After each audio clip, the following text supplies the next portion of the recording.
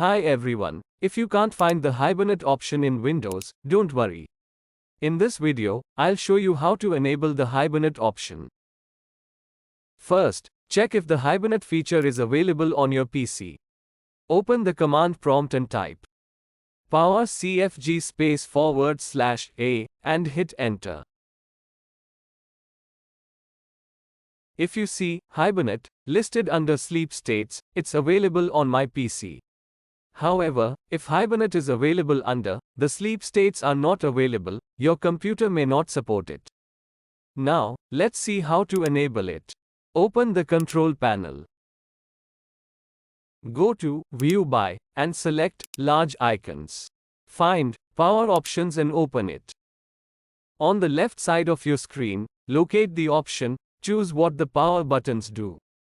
Click on it. Look for the Hibernate option. If the Enable button is not clickable, first click on the blue text.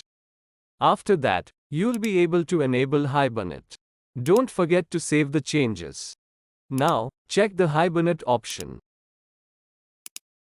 And you can see that it's displayed there. If you found this tutorial helpful, please give it a thumbs up. Thank you.